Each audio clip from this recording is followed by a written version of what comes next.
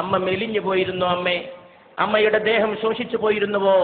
മലമയീ ശയ്യാച്ച സാമ്പൽസരി, എന്റെ മലമൂത്രത്തെ അമ്മ കൊല്ലക്കണക്കിന് കാലം ശയ്യയാക്കിയിരുന്നുവോ? ഇന്നത്തെ പാഠപുസ്തകങ്ങൾ ഇതൊന്നും തിരഞ്ഞിട്ട് കാര്യമില്ല. ഇന്നത്തെ വിദ്യാഭ്യാസത്തിൽ a+b²=a²+b²+2ab എന്ന് പഠിപ്പിക്കുന്ന തിരക്കിൽ അമ്മയാരെന്ന് പഠിപ്പിച്ചു കൊടുക്കാൻ ഒരു സംവിധാനവുമില്ല. അതുകൊണ്ട് അമ്മയെ വീടുകളിൽ നിന്ന് ആട്ടിപ്പുറത്താക്കുന്നവരൊക്കെ വിവരമില്ലാത്തവരും വിദ്യാഭ്യാസമില്ലാത്തവരുമാണെന്ന് ധരിക്കണ്ട.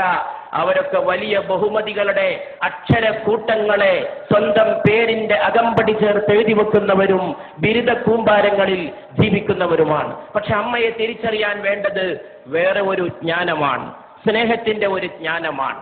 അമ്മ വീണ്ടും നിർബന്ധിച്ചപ്പോൾ ശങ്കരൻ ഒരു ശ്ലോകം ചൊല്ലി തന്റെ അമ്മക്ക് നന്ദി പറയുകയാണ് ചെയ്തത്. നമസ്തേ നമസ്തേ ജഗന്നാഥ വിഷ്ണു, നമസ്തേ നമസ്തേ ജദാ ചക്രപാണേ, നമസ്തേ നമസ്തേ പ്രപന്നാർത്തിഹാരിൻ, സമസ്താപരാധം ക്ഷമസ്വാഖിലേശം, മുഖേ ചന്ദ്രഹാസം നഖേ ചന്ദ്രഭാസം, കരേചാരു ചക്രം സുരേഷാഭിവന്ദ്യം, ഭുജംഗേ ശയാനം ഭജേ പത്മനാഭം എന്ന് മകൻ ചൊല്ലുമ്പോ അമ്മയുടെ രണ്ട് കണ്ണിൽ നിന്നും കണ്ണുനീരിന്റെ പ്രവാഹമായിരുന്നു. അങ്ങനെയാണ് ആര്യാമ്പ കണ്ണടച്ചത് എന്ന് ചരിത്രം നമ്മോട് പറയുന്നു. പ്രവാചകൻ മുഹമ്മദ് നബി സല്ലല്ലാഹു അലൈഹി വസല്ലമയുടെ മുമ്പിൽ ചെന്ന് ഒരു ശിഷ്യൻ ചോദിച്ചു, ഞാൻ ആരോടാണ് ഏറ്റവും കൂടുതൽ നന്ദി കാണിക്കേണ്ടത്? ദൈവദൂതനായ മുഹമ്മദ് നബി സല്ലല്ലാഹു അലൈഹി വസല്ലം മറുപടി പറഞ്ഞു, നിന്റെ മാതാവിനോട്. ചോദ്യകർത്താവ് ചോദിച്ചു, പിന്നെ ആരോട്? രണ്ടാമത്തെ ആൾ ആരാണെന്നാണ് ചോദ്യകർത്താവിന് അറിയേണ്ടത്. പക്ഷേ അവിടുന്ന് പറഞ്ഞു, നിന്റെ മാതാവിനോട്. പിന്നെ ആരോട് എന്ന് ചോദിച്ചപ്പോൾ വീണ്ടും പറഞ്ഞു, നിന്റെ മാതാവിനോട്. നാലാമതും ചോദ്യകർത്താവ് ആവർത്തിച്ചു, ഇനി ആരോടാണ് നന്ദി കാണിക്കേണ്ടത്? അപ്പോൾ പറഞ്ഞു, പിതാവിനോട് എന്ന്. 3 വട്ടം മാതാവും 4ാമത് മാത്രം പിതാവ് പോലും കടന്നു വരുന്ന വ്യാഖ്യാനമില്ലാത്ത, വർണ്ണിക്കാൻ കഴിയാത്ത സുഹൃതത്തിന്റെ പേരാണ് അമ്മ എന്ന് പറയുന്നത്. ഒരു കുഞ്ഞ് ജന്മം പ്രാപിച്ച് കുഞ്ഞിനെ അമ്മ മടിയിലിരുത്തി കുഞ്ഞിന്റെ ചുണ്ടിൽ, നമ്മുടെയൊക്കെ ചുണ്ടിൽ ആദ്യത്തെ ദാഹം വൈദ്യുതി തരംഗം പോലെ ത്രസിക്കുമ്പോൾ, അതൊരു ഇലക്ട്രിക് വേവ് പോലെയാണ് ആദ്യത്തെ ദാഹം.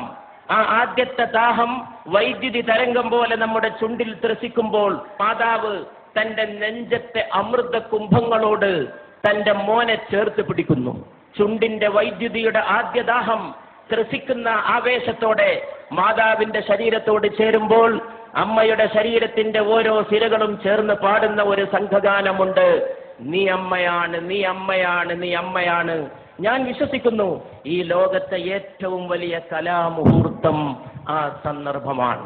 The best artistic moment of human life, മാനവ ജീവിതത്തിന്റെ ഏറ്റവും ഉത്കൃഷ്ടമായ കലാമുഹൂർത്തം. അത് അമ്മയ്ക്ക് മാത്രം വശമുള്ളതാണ്, അതാർക്കും അവതരിപ്പിക്കാൻ കഴിയില്ല. ആ അമ്മയെ ആട്ടിപ്പുറത്താക്കുമ്പോൾ ഈ ലോകത്തെ ഓരോ മനുഷ്യനും ചിന്തിക്കാൻ കഴിയട്ടെ, 9.5 മാസത്തോളം നീ നിന്റെ മാതാവിന്റെ ഗർഭാശയത്തിൽ കഴിഞ്ഞ സമയത്ത് നിന്റെ ശരീരത്തിന് വേണ്ട ഊർജം നൽകാൻ, ആഹാരം നൽകാൻ അമ്മയുടെ ശരീരത്തിൽ നിന്നൊരു കേബിൾ വയറിട്ട് നൽകിയിരുന്നു നിന്റെ ദേഹത്തേക്ക്. ആ കേബിൾ വയറിലൂടെ നിനക്ക് ആഹാരം നൽകിയിരുന്നു, അന്നം നൽകിയിരുന്നു. അതിലൂടെയാണ് നീ ശ്വസിച്ചത്, അതിലൂടെയാണ് നീ പോഷകാംശം സ്വീകരിച്ചത്. നീ ജനിച്ചു വളർന്ന് വലിയ ആളായി ആകാശം മുട്ടുന്ന രീതിയിൽ വളർന്നപ്പെടും. നിന്റെ മാറത്ത് ദൈവം അതിന്റെ ഒരു മുദ്ര ബാക്കിയുണ്ടാകണമെന്ന് തീരുമാനിച്ചു. അതാണ് പൊക്കിൾ കുഴി.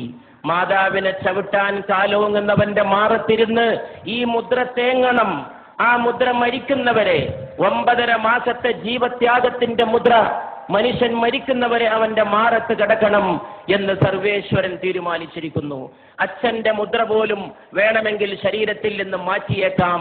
മാതാവിന്റെ മുദ്രയെന്ന പൊക്കിൾ കുഴി മാറ്റാൻ ഈ ലോകത്ത് ഒരു ശസ്ത്രക്രിയ കൊണ്ടും സാധ്യമല്ല.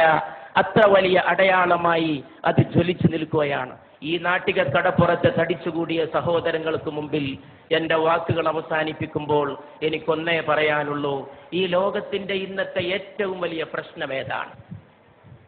ഒരുപാട് പ്രോജ്വലമായ കലാമുഹൂർത്തങ്ങൾ നമ്മുടെ നാടിന് സമർപ്പിച്ച് ഈ നാടിന്റെ കലാഹൃദയത്തെ ത്രസിപ്പിച്ച മോഹൻലാലിന്റെ സാന്നിധ്യത്തിൽ, സത്യൻ അന്തിക്കാടിനെ പോലെ ഒരു നിമിഷത്തെ സ്നേഹത്തെ ഒരു യുഗത്തേക്ക് പ്രസരിപ്പിച്ച ഒരു തൂലികാകാരന്റെ സാന്നിധ്യത്തിൽ, കേരളത്തിന്റെ ഗ്രാമങ്ങളിൽ മുഴുക്കെ മുഴങ്ങിയ കൈതപ്രത്തിന്റെ സ്നേഹഗാനത്തിന്റെ സാന്നിധ്യത്തിൽ, ഒരുപാട് കുടിലുകളിൽ കഞ്ഞിയില്ലാത്തവന് കഞ്ഞി എത്തിച്ചു കൊടുത്ത് ഒരുപാട് മലയാളികൾക്ക് തൊഴിൽ നൽകിയ, സ്നേഹത്തിന്റെ പുതിയ വ്യാഖ്യാനം തീർത്ത യൂസഫ് അലി സാഹിബിന്റെ സാന്നിധ്യത്തിൽ, ഇവിടെ ഈ മഹാസ്നേഹ സമ്മേളനം സംഘടിപ്പിച്ച, അതിനുവേണ്ടി ത്യാഗം ചെയ്ത എന്റെ പ്രിയ സ്നേഹിതൻ, സ്നേഹത്തിന്റെ പ്രതാപം പോലെ ജ്വലിക്കുന്ന പ്രതാപന്റെ, അദ്ദേഹത്തിന്റെ സുഹൃത്ത് റഷീദിന്റെ, അവരുടെയൊക്കെ സഹപ്രവർത്തകരുടെ സാന്നിധ്യത്തിൽ ഞാൻ ചോദിക്കുന്നു, ഇവിടെ ചോദിക്കേണ്ട ചോദ്യം അതാണെന്ന് വിശ്വസിക്കുകയും അതിന് ഉത്തരം നൽകാൻ ശ്രമിക്കുകയും ചെയ്തുകൊണ്ട് ഞാൻ എന്റെ വാക്കുകൾ അവസാനിപ്പിക്കുകയാണ്. ഏതാണ് ഈ ലോകത്തിന്റെ ഏറ്റവും വലിയ പ്രശ്നം? അത് ദാരിദ്ര്യമല്ല. ഇഷ്ടം പോലെ പട്ടിണി ഇന്നും ലോകത്തുണ്ട്. എന്റെ അടുത്തൊരു ചെറുപ്പക്കാരൻ വന്നിരുന്നു, ഒട്ടകത്തിന്റെ മലദ്വാരത്തിലേക്ക് വായ ചേർത്ത് നിൽക്കുന്ന ഒരു സുഡാനീസ് ബാലന്റെ ചിത്രവുമായിട്ട്. ഒട്ടകം വിസർജിക്കുന്നതിന് വേണ്ടി ആ വിസർജ്യം ആഹരിക്കാൻ കാത്തു നിൽക്കുകയാണ്. ദാരിദ്ര്യത്തിന്റെ പരമകാഷ്ഠ, ഒട്ടകത്തിന്റെ മലദ്വാരത്തോട് വായ ചേർത്ത് വെച്ച് നിൽക്കുന്ന സുഡാനിലെ ബാലൻ. എന്നിട്ടും ഞാൻ പറയുന്നു, ദാരിദ്ര്യമല്ല ഈ ലോകത്തിന്റെ പ്രശ്നം. ഈ ലോകത്തിന്റെ പ്രശ്നം ഇന്ന് ഒരുപാട് നിരക്ഷരരുണ്ടെങ്കിലും നിരക്ഷരതയുമല്ല ഈ ലോകത്തിന്റെ പ്രശ്നം എന്ന് ഞാൻ പറയുന്നു. ഈ ലോകത്തിന്റെ ഏറ്റവും വലിയ പ്രശ്നം തൊഴിലില്ലായ്മയില്ലെന്ന് ഞാൻ പറയുന്നു. ഈ ലോകത്തിന്റെ പ്രശ്നം സ്നേഹശൂന്യതയാണ്. അതിൽ നിന്നാണ് വർഗീയത ഉണ്ടാകുന്നത്, അതിൽ നിന്നാണ് ഭീകരവാദം ഉണ്ടാകുന്നത്, അതിൽ നിന്നാണ് തീവ്ര സങ്കല്പങ്ങൾ ഉണ്ടാകുന്നത്, അതിൽ നിന്നാണ് മാതാവിനെ ആട്ടിപ്പുറത്താക്കാനുള്ള അവസരമുണ്ടായിത്തീരുന്നത്, അതിൽ നിന്നാണ് അച്ഛനെ അവഗണിക്കാൻ തോന്നുന്നത്. മാതാവിന്റെ കാൽച്ചോട്ടിലാണ് സ്വർഗം എന്ന് പ്രവാചകൻ പറഞ്ഞു. മാതാപിതാക്കൾക്ക് പ്രായമെത്തിയാൽ അവരോട് ഛെ എന്ന വാക്ക് പോലും പറയരുത് എന്ന് ഖുർആൻ വിലക്കി. ഛെ എന്ന ഒരു വാക്ക് മതി വേദനിപ്പിക്കാൻ. നീ നിന്റെ അച്ഛനെ തൊഴിക്കണമെന്നില്ല, ഒരു വാക്ക് മതി വേദനിപ്പിക്കാൻ. വാക്കുകൊണ്ട് പോലും നീ അവരെ വേദനിപ്പിക്കരുത്. ദൈവത്തോട് നന്ദി ചെയ്യുന്ന പോലെ നീ നിന്റെ മാതാപിതാക്കളോട് നന്ദി ചെയ്യണം എന്നും ഖുർആൻ തുടർന്ന് കൽപ്പിക്കുന്നു. അതുകൊണ്ട് പ്രിയപ്പെട്ടവരെ, ഇന്നത്തെ ലോകത്തിന്റെ ഏറ്റവും വലിയ പ്രശ്നം സ്നേഹശൂന്യതയാണ്. അത് ഓർമ്മിപ്പിച്ച വലിയ ഒരു അമ്മയെയും ഞാൻ ഓർക്കുന്നു. അത് മദർ തെരേസയാണ്. ഇന്ത്യയിലെ വലിയ ഒരമ്മ, ഒരുപാട് മക്കളെ മാറോട് ചേർത്ത അമ്മ. സ്നേഹമെല്ലാം ജയിക്കും, സ്നേഹമെല്ലാം പൊറുക്കും എന്ന് പഠിപ്പിച്ച ആ അമ്മയുടെ പേരിൽ ഈ സ്നേഹ സദസ്സ്, ഇവിടെ കൂടിയ എല്ലാ അമ്മമാരുടെയും പേരിൽ, മോഹൻലാലിന്റെ അമ്മ ഇവിടെ വിളക്ക് കൊളുത്താൻ എത്തിയത് ഒരുപക്ഷെ ഈ മൺതരികൾ നാളെ ഓർത്തേക്കും. കാലങ്ങൾ കഴിഞ്ഞ് ഈ അമ്മമാർ വീട്ടിലേക്ക് പോയാലും നാളെ വൃദ്ധസദനങ്ങൾക്കെതിരായ ഒരു താക്കീതായി, ഇരുട്ടത്തൊരു കിരണമായി, ഒരു ഉൽഫുല്ല ബാലരവിയുടെ അരുണോദയ കിരണമായി, സ്നേഹനിരാശത്തിന്റെ അന്ധകാര സീമകളിലേക്ക് അടിച്ചു വീശുന്ന സ്നേഹപ്രകാശത്തിന്റെ ജ്വാലയായി ഈ തിരി എന്നും കത്തിയെരിഞ്ഞു എന്ന് വന്നേക്കും. അപ്പോഴും നിങ്ങളും ഞാനും ഓർത്തേക്കും, നമ്മൾ രാത്രി ഉറങ്ങിക്കിടക്കുമ്പോ നമ്മുടെ പിതാവ് വന്നത്. അർദ്ധരാത്രിക്ക് ശേഷം തൊട്ടിലിൽ കിടക്കുന്ന എന്നെയോ നിങ്ങളെയോ നോക്കി അമ്മയോട് അല്ലെങ്കിൽ ഉമ്മയോട്, അച്ഛൻ അല്ലെങ്കിൽ ബാപ്പ ചോദിച്ചത്, ഉപ്പ ചോദിച്ചത്, എന്റെ മോൻ ഉറങ്ങിയോ? എന്റെ മോൻ. ഈ ലോകത്ത് ട്രാൻസ്ലേഷൻ ഇല്ലാത്ത, പരിഭാഷയില്ലാത്ത ചില പദങ്ങളുണ്ട്, അതിൽപ്പെട്ടതാണിത്. ആ സമയത്ത് പാവം മാതാവ് പറഞ്ഞിരിക്കും, മോൻ ഉറങ്ങി അല്ലെങ്കിൽ മോൾ ഉറങ്ങി എന്ന്. അപ്പൊ ഈ പിതാവ് തൊട്ടിലിൽ നിന്ന് കുഞ്ഞിനെ, നിങ്ങളെ എന്നെ വാരിയെടുത്തത്, മൂക്കോട് ചേർത്ത് ഉമ്മ വെച്ചത്, കവിളത്തും നെറ്റിയിലും ശിരസിലുമല്ല, നമ്മുടെ കുഞ്ഞിക്കാലുകൾ മൂക്കോട് ചേർത്ത് വെച്ച് ആ പാവപ്പെട്ട മനുഷ്യൻ വിതുമ്പിയത്. അതിന്റെ ഒരു സ്നേഹത്തിന്റെ മുഹൂർത്തം ഓർമ്മയുണ്ടെങ്കിൽ കേരളത്തിലെ വൃദ്ധസദനങ്ങൾ മുഴുവൻ അടച്ചിടാനും അവിടെയുള്ള വൃദ്ധ ദമ്പതികളെ സ്വന്തം വീടുകളിലേക്ക് കൂട്ടിക്കൊണ്ടുപോകാനും ഇവിടുത്തെ മക്കൾക്ക് സാധിക്കുമായിരുന്നു എന്ന് ഞാൻ വിശ്വസിക്കുന്നു. ആ സമയത്ത് ഒരു പക്ഷേ ഏതോ ഒരു കവി വിലപിച്ച പോലെ കാലവും വിലപിച്ചേക്കും. ഈ മഹത്തായ സദസ്സ് ഞാനൊരു ഹിന്ദുസ്ഥാനി കവിയുടെ വാക്കുകളെ കൊണ്ട് ഉദ്ഘാടനം ചെയ്യുകയാണ്. घर लौट के रोएंगे माँ बाप अकेले में, घर लौट के रोएंगे माँ बाप अकेले में. വീട്ടിൽ പോയിട്ട് അമ്മയും അച്ഛനും ഒറ്റക്ക് കരയും.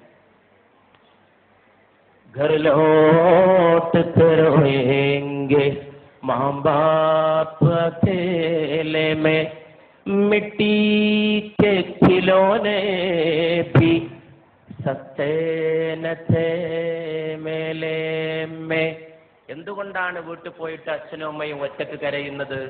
മണ്ണുകൊണ്ടുണ്ടാക്കിയ കളിപ്പാട്ടത്തിന് പോലും ചന്തയിൽ നല്ല വിലയായിരുന്നു. ഈ കവി വാഴ്ത്തപ്പെടട്ടെ. മണ്ണുകൊണ്ടുണ്ടാക്കിയ കളിപ്പാട്ടത്തിന് പോലും ചന്തയിൽ നല്ല വിലയായിരുന്നു. മനുഷ്യരെ നിർമ്മിച്ചൊരുക്കുന്ന മാതാവിനും പിതാവിനും ഒരു വിലയുമില്ല. ആ കളിപ്പാട്ടത്തിന്റെ വിലയെങ്കിലും അമ്മയ്ക്കും അച്ഛനും തിരിച്ചേൽപ്പിക്കുന്ന മനോഹരമായ ഒരു പ്രഭാതത്തിന്റെ നാന്ദിയാകട്ടെ ഇന്നത്തെ വൈകുന്നേരത്തെ അസ്തമയ ശോഭ എന്ന പ്രാർത്ഥനയോടെ ഞാൻ എൻ്റെ വാക്കുകൾ